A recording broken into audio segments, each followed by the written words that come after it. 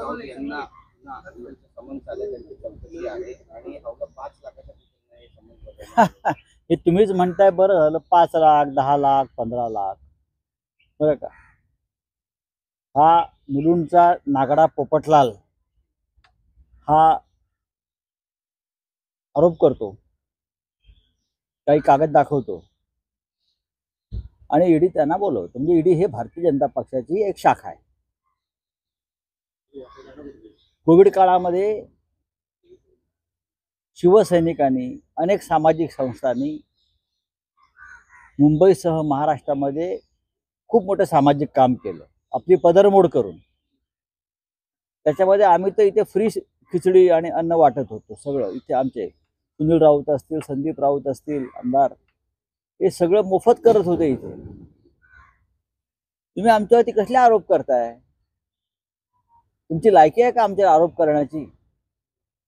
आम्ही ज्या प्रकारचं काम 2-2.5 वर्षात केलं आहे या कोविड काळामध्ये, अख्ख्या देशामध्ये कुठे झालं नाही. हा, ईडीचं काम काय? 2-5 लाखाची चौकशी करणं?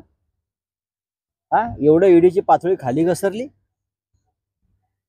तिकडे कोट्यावधी रुपयाचे घोटाळे करून लोक बीजेपीत जातात. कोट्यावधी रुपयाचे, शेकडो कोटीचे घोटाळे करून लोक भारतीय जनता पक्षात जातात. तेव्हा त्याच्यावरती ईडी असेल किंवा केंद्रीय तपास यंत्रणा असतील, त्या गप्पा बसतात. हा मुलुंडचा नागडा पोपटलाल गप्प बसतो, जो अबलांचं शोषण करतो.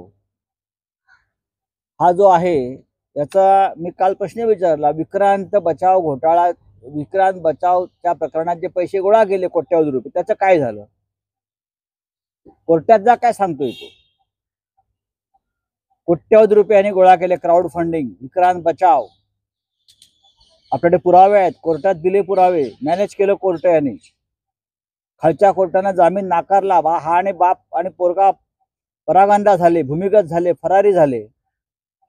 ईडीला काय दिसत नाही? मग फडणवीस सरकार आलं आणि त्यांनी तो गुन्हा रद्द केला. हिंमत होती तर चौकशीला सामोरं जायचं. त्याचं युवा प्रतिष्ठान कोणत्या उद्योगपतीकडून कोट्यावधींच्या घोटाळ्यात धमक्या देऊन घेतलेल्या आहेत. धर्मादाय आयुक्तांनी यादी जाहीर करावी दंडगेदारांची.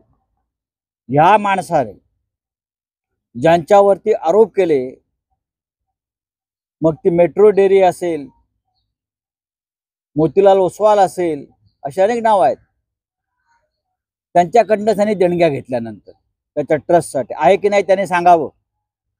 युवा प्रतिष्ठानच्या यादीमध्ये मेट्रो डेअरी, ज्याच्यावरती ईडीची कारवाई झाली, युवा प्रतिष्ठानच्या यादीमध्ये देणगीदारांच्या मोतीलाल ओसवाल, ज्याच्या संदर्भात त्यांनीच मोहीम उघडली होती, त्याच्याकडून युवा प्रतिष्ठानला देणगी मोठी मिळाली आहे की नाही कोट्यावधी रुपयाची, हा काय मला सांगतोय?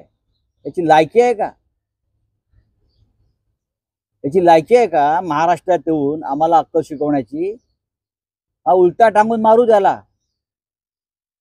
आणि मी पण सांगतो, मग आमचाही बॉस बसलाय, सागर बंगल्यात नसेल मग कुठेतरी बसलाय, आणि तो ईश्वर आहे. लक्ष आहे आमचं. आम्ही जाऊ ना, आम्ही काय घाबरतोय काय? आम्ही काय तुमच्या काही डरपोक नाही. डरपोकांना घेतलंय पक्षामध्ये आणि राज्य चालवतोय, असे डरपोक आम्ही नाही जाऊ. नंबर 1. मी असेल, माझे भाऊ असतील, आमचे सहकारी असतील, माझे कार्यकर्ते असतील, उद्धव ठाकरे साहेब असतील, रवींद्र वायकर असतील, सुरज चव्हाण असतील, किशोरीताई पेडणेकर जात आहेत. किती काळ तुम्ही आम्हाला त्रास? आमच्या पुढे या महाराष्ट्राच्या लढवय्या बाणाचा आदर्श आहे. तुमच्यासारखे आम्ही गांडूर रणछोडदास नाही आहोत. आम्ही लढू. करा कारवाई आमच्यावरती. किती वेळा करणार आहात? करा. आमचा पक्ष फोडून झाला, आता कारवाई करताय. आम्ही घाबरत नाही.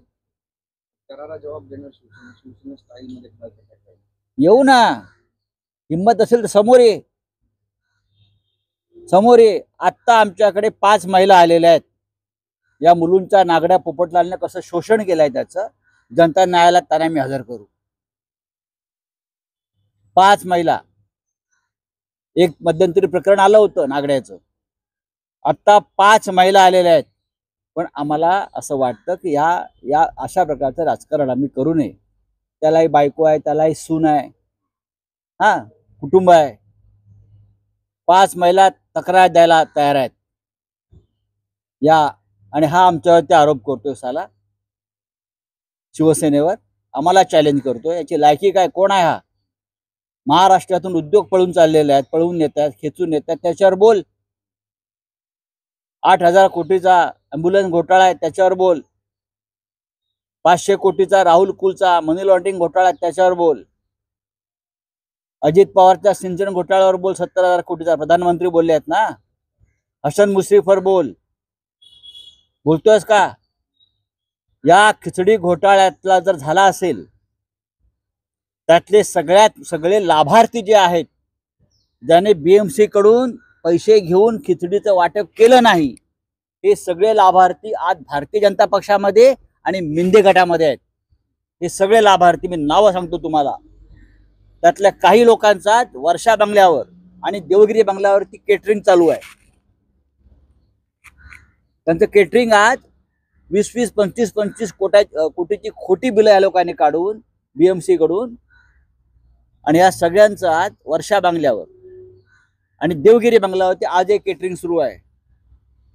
मिंदे गटातल्या एका खासदाराची त्याच्याशी पार्टनरशिप आहे. त्याने बिलं काढली, मग खिचडी वाटली नाही. हा मुलुंडचा एक मिंदे गटाचा कार्यकर्ता आहे, सूरज चव्हाणचा पार्टनर, हा त्या व्यवसायातला आहे ना, त्याला हात लावत नाही. सूरज चव्हाणना अटक केली तुम्ही. अमेय घोले, वैभव थोरात, ती नावं जरा समजून घ्या. मी काय सांगतोय ती या घोटाळ्यातली सगळ्या ती नावं समजून घ्या. कोट्यावधी रुपयाचा गैरव्यवहार या लोकांनी महापालिकेत केलाय. रोजच्या घडामोडी पाहण्यासाठी राजकीय दर्शन न्यूज चॅनल सबस्क्राईब करा आणि बेल आयकॉन दाबायला मुळीच विसरू नका.